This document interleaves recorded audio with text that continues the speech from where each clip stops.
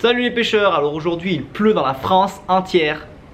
Et ça c'est bon pour nous parce qu'on sait qu'en tant que pêcheur, dès qu'il y a une crue quelque part, les poissons vont se mettre à mordre. Et aujourd'hui on va voir 3 couleurs de leurre souple pour pêcher le loup à la décrue. Ce sont 3 couleurs qui ont tendance à très souvent, très bien marcher quand les conditions font que l'eau est très sale avec un peu de courant et que les poissons n'y voient pas beaucoup.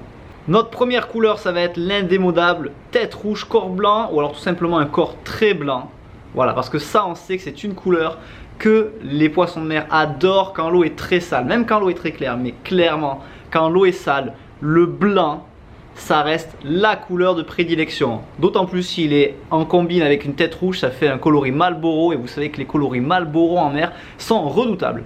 Complètement à l'opposé, on a un leurre super foncé parce qu'en fait les couleurs très sombres contrastent merveilleusement bien avec les eaux chargées. Quand c'est très marron, une couleur très sombre, là en l'occurrence un marron très noir, ça fait contraste comme le blanc dans ces eaux chargées. Et souvent les gens n'y pensent pas, ils utilisent toujours des couleurs très claires, mais en fait le sombre se démarque très bien dans l'eau. Franchement ça serait bête de pas essayer parce que je vous garantis ça marche super bien et c'est des choses que les poissons ils n'ont pas forcément l'habitude de voir tout le temps. Et puis ça se rapproche un peu d'une proie naturelle parce que dans l'eau souvent les proies elles sont quand même un peu avec des teintes foncées. Et la troisième couleur souvent c'est le vert. Alors des verts il en existe plein, il y a des verts fluo, des verts translucides, mais souvent le vert comme ça, bien pétant, bien fluo, ça c'est super efficace. Et là on a une petite virgule, la petite virgule ça émet des toutes petites vibrations, ce qui fait que quand les poissons ne sont pas sur des très grosses vibrations comme avec des gros shad, la virgule, dans l'eau ça vibre doucement comme une petite anguille ou alors une petite crevette, et ça pour pêcher le bar c'est redoutable.